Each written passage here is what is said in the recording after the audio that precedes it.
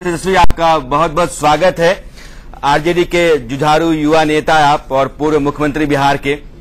एक जो बहस चल रही है ये कि फेसबुक का डेटा लीक हो गया और कैम्ब्रिज एनालिटिका जैसी एक कंपनी है जो भारत में 2019 में चुनाव राहुल गांधी का जिम्मा संभालेगी और उसको लेकर के बहुत चर्चा है। कांग्रेस कहती है कि बीजेपी की लगाई हुई है, बीजेपी कहती है कांग्रेस जो है वो 2019 में इसी तरीके से धोखाधड़ी से जीतना चाहती है। आपकी अपनी राय क्या है?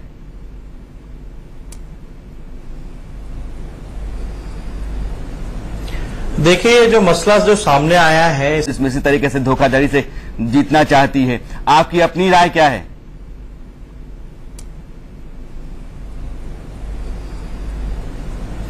देखिए, जो मसला जो सामने आया है इसमें जनता दल यूनाइटेड के एक्स एमपी और सीनियर लीडर और जनरल सेक्रेटरी जो पार्टी के केसी त्यागी जी बेटे का नाम आ रहा है। और अभी हमने कुछ देर पहले हमने उनका स्टेटमेंट देखा कि उनका कोई फाइनेंशियल ट्रांजैक्शन फॉरेन कंपनी से नहीं है और जो रजिस्टर्ड ऑफिस जिस कंपनी की दिखाई गई है, जो आरओसी में जो रजिस्टर्ड ऑफिस जो दिखाई गई है, वहां अगर जाएं तो आपको लगेगा कि वहां कोई ऑफिस ही नहीं, वहां एक मेडिकल स्टोर है। तो पहला जो डाउट है यही सामने आता है कि कहीं ना कहीं कुछ तो घपला है, कुछ तो बात है, दाल में काला। और अगर आप वेबसाइट पे उनके क्लाइंट लिस्ट का देखिएगा तो उसमें बीजेपी का दिया गया है और जनता दल यूनाइटेड के खुद पार्टी का दिखाएगा कि वो लोग इनके क्लाइंट रहे हैं। मेरा सवाल है कि अभी तक जो भी मसला ये जो सामने चल रहा है और केसी त्यागी जी ने जो बातें रखी हैं अपनी, उसमें कहा है कि मेरे बेटे कैंपेन मैनेजमेंट कर रहे थे ट्रंप को लेकर के और वो मैच्योर है, वो अडल्ट हैं और उनकी जो आइडियोलॉजी है फिर भी विपरीत है, फिर भी उनके बेटे अडल्ट है, इसलिए वो अपना अलग काम कर रहे थे। मैं आपको इसलिए रोकना चाहता हूँ, केसी त्यागी से इंडिया न्यूज ने सवाल किया था इस बारे में, सफाई देना चाहिए। उनसे इंडिया न्यूज के रिपोर्टर ने सवाल किया था और काफी झुंझला पड़े थे और उन्होंने झुंझलाते हुए अपना जवाब दिया है। तो आपको ये लगता है कि केसी त्यागी जेडीयू के नेता हैं जिनके बेटे जो है कंपनी चलाते हैं, उसका एक एफिलिएशन है, एक कंपनी है उसी की जो जिसको आप कैम्ब्रिज एनालिटिका कहते हैं, और यह कंपनी कुछ गलत तरीके से राजनीतिक दलों को फायदा पहुंचाती है? हाँ,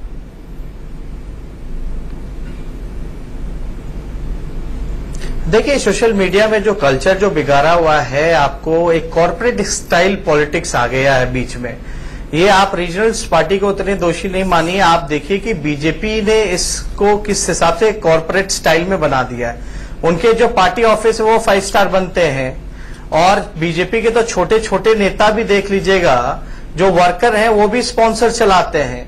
तो ये केसी त्यागी जी को सामने ना आकर के उनके बेटे को सामने आना चाहिए, सफाई देनी चाहिए कि उनके क्लाइंट हैं कौन कौन और किन किन लोगों को उन्होंने फायदा पहुंचाने का काम किया है। और पूरे प्रकरण में नीतीश कुमार जी की अंतरात्मा क्यों सोई हुई है? उनके पार्टी के बड़े नेता के बेटे पे एक गंभीर आरोप है और वो सुकून की नींद से अपने अंतरात्मा को सुलाए हुए हैं। उनको तो सामने आना चाहिए, बताना चाहिए कि जनता दल का कोई इसमें भूमिका नहीं रही है, उनके कंपनी से कोई मदद नहीं ली गई है। जब बिल्कुल सही कह रहे हैं आप, तो पूरी तरीके से वो गायब नजर आ रहे हैं पूरे सीन। कैम्ब्रिज एनालिटिका ये जरूर कहती है कि उसने बिहार में एक पार्टी के लिए कैंपेन किया था और अंतरात्मा जाग जाता है। जी, सक्सेस रेट उसका 90% रहा था। लेकिन मैं तेजस्वी आपसे ये पूछना चाहता हूं कि आप दूसरे दलों कहते हैं कि सोशल मीडिया पर बहुत एक्टिव हैं, कॉर्पोरेट कल्चर उन्हें अपना रखा है, लेकिन आप भी तो बहुत एक्टिव हैं, आप भी तो कॉर्पोरेट कल्चर की तरफ अपनी पार्टी को ले जाना चाहते हैं। सोशल मीडिया पे आप भी तो बहुत एक्टिव रहते हैं। एकदम मैं अभी भी कह रहा हूं कि प्लेटफॉर्म सोशल मीडिया का अच्छा है अपनी बातों को रखने का, और लेकिन सोशल मीडिया में हम किसी एजेंसी का तो सहारा नहीं ले रहे।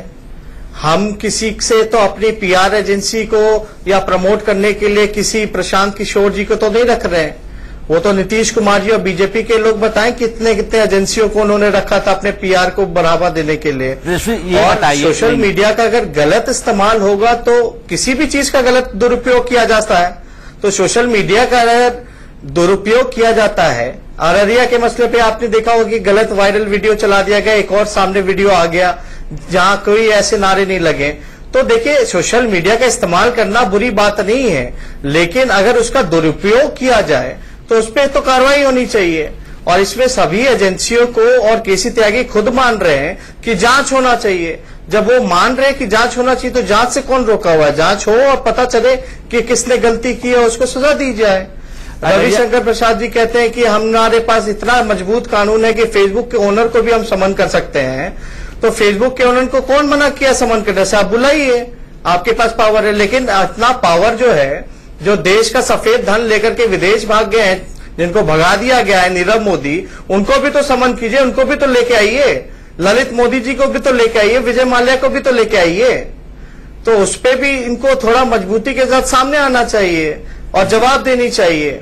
लेकिन जब बीजेपी की लोकप्रियता जब सोशल मीडिया में खत्म हो रही है, नरेंद्र मोदी जी की लोकप्रियता घट रही है, तब जाकर के ये लोग फेसबुक के लोगों को धमकी देने का काम कर रहे हैं। क्या आप देखेंगे जितने बीजेपी नेता हैं उनके जो फॉलोअर्स अगर लिस्ट निकाले तो काफी फेक फॉलोअर्स निकलेंगे उसमें। ये आपको लगता है? लेकिन आपके फॉलोअर्स की तादाद भी लगातार बढ़ती जाती है। मैं चूंकि आपका ट्विटर हैंडल देखता रहता हूं तो मुझे लगता है कि आपके फॉलोअर्स की तादाद भी लगातार बढ़ती है। जो बिहार का जिक्र किया आपने, अररिया का जिक्र किया, अररिया के बाद 2-3 कोई स्पॉन्सर नहीं है उसमें बढ़ेगी, लेकिन स्पॉन्सर से बढ़ाना, अररिया के बाद 2-3 जगहों पर हालात करके बढ़ाना। हमारी गरीब पार्टी है, हमारे पास इतना खर्चा करने का पैसा नहीं है। 2 सवाल तेजस्वी मेरा है, एक अररिया के बाद हमारे फॉलोअर्स तो आपको रैलियों में भी दिखते होंगे। हाँ बिल्कुल, जो रैली हुई। एक तो अररिया के लिए मैं आपको बधाई देना चाहूंगा, लेकिन अररिया के बाद बिहार के कई जगहों पर, दरभंगा में, भागलपुर में हालात बिगड़े हैं, अररिया के समेत। ये हालात क्यों बिगड़े हैं? कहा यह जाता है कि आपके ही लोगों ने इस तरह के माहौल को वहां खराब किया है। अपने हार को छुपाने के लिए भाजपा हारी है तो उसको हार को तो छुपाना पड़ेगा, दूसरा एंगल देना पड़ेगा। अब हार को छुपाने के लिए सारा एजेंडा फिक्स किया जा रहा है। आप बताइए बिहार में किसकी सरकार है और केंद्र में किसकी सरकार है? और सुशील मोदी क्या कहते हैं कि भाई जमीन को लेकर के विवाद था। मुख्यमंत्री और डीजीपी और होम सेक्रेटरी कहते हैं जमीन को लेकर के विवाद था, लेकिन गिरिराज सिंह और नित्यानंद अपनी सरकार की बातों को नहीं मान रहे हैं और जबरदस्ती कम्युनलाइज करने का काम कर रहे हैं। और ये बोर्ड तो बहुत पहले से लगा हुआ था वहां, पहले तो कभी ऐसा दिक्कत आया नहीं। लेकिन ये चुनाव हारने के बाद ही ये एक सारा चीज क्यों हो रहा है? बैक टू बैक आप भागलपुर में देख लीजिए, अश्विनी चौबे के बेटे एक्टिव हो जाते हैं, वहां प्रशासन के लोगों ने एफआईआर किया है, लेकिन बिना परमिशन का जुलूस कैसे निकाल दिया उन्होंने?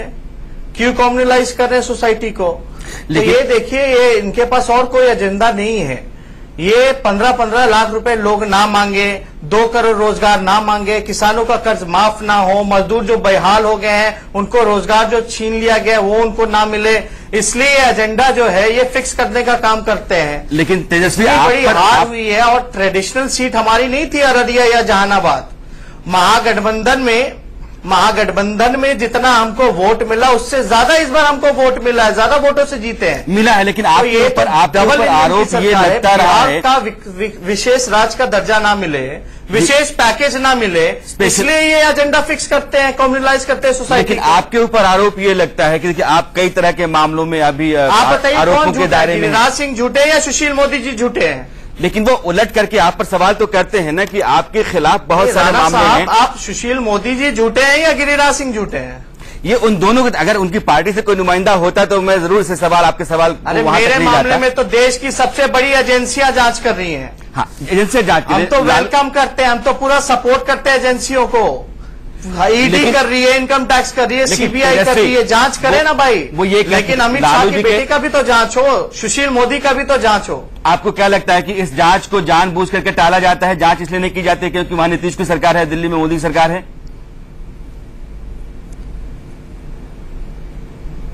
बीजेपी में जो मिल जाएगा वो पाक साफ हो जाएगा। लालू जी समझौता कर लेते तो आज हम बिहार के मुख्यमंत्री बने होते हैं, लालू जी राजा हरिश्चंद्र होते हैं। बीजेपी में जो जाएगा उसका पाप धुल जाता है। एक तरफा कहीं किसी पे जांच हो रही है क्या? इतने घोटाले हो गए, कौन सा जांच हुआ है? कौन सा बड़ा अधिकारी पकड़ा गया है? नीतीश कुमार जी डर और लालच के चक्कर में चले गए, इसलिए बचे हुए हैं। अगर हम लोगों के साथ खड़े रहते तो उनको भी जबरदस्ती केस मुकदमा झेलना पड़ता। आपको ये लगता है कि लालू जी के खिलाफ अगर सजा हुई है या लालू जी जेल में है तो यह भी कुछ इसी तरह की दुर्भावना का शिकार हैं आप?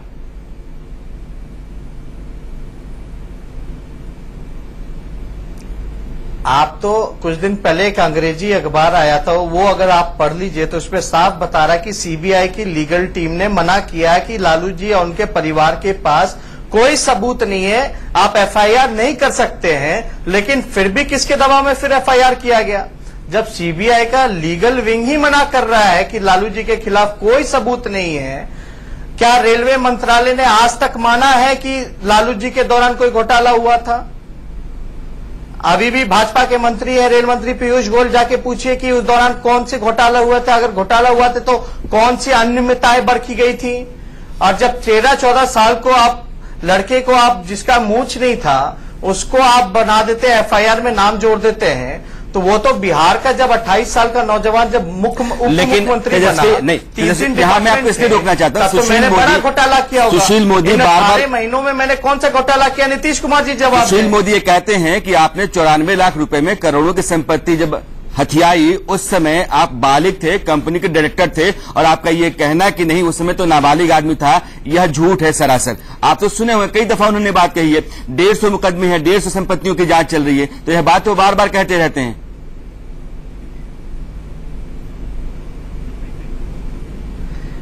बात देखिए एक कयास है, एक अजम्पशन है, एक एक्सक्यूज था कि नीतीश कुमार जी महागठबंधन छोड़े तो कौन सा पब्लिक डोमेन में एक्सक्यूज दे करके निकलो, ठीक है।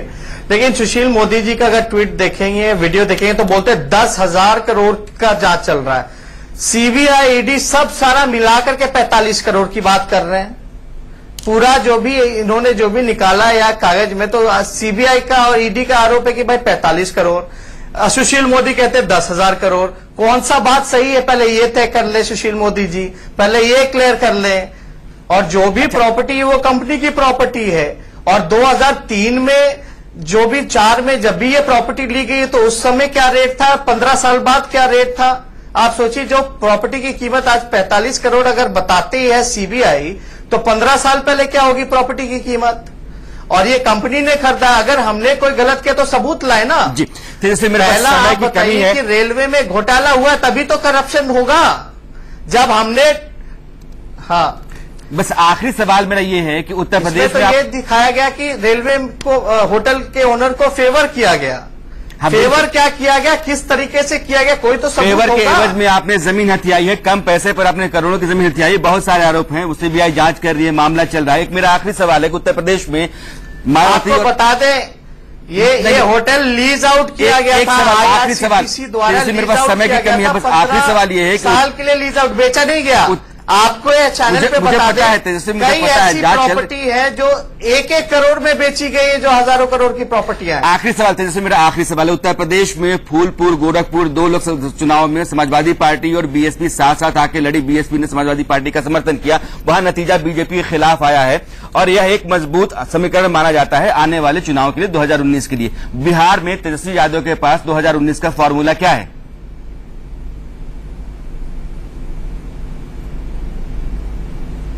देखिए, कुछ फॉर्मूला नहीं, अभी तो डबल इंजन की सरकार भी है, दोनों जगह सरकार थी, प्रशासन थी, और दोनों पार्टियां फिर से एकजुट हो गई, फिर भी मुक्की खानी पड़ी। क्यों मुक्की खानी पड़ी, ये तो आत्ममंथन नीतीश जी और बीजेपी के लोग करें।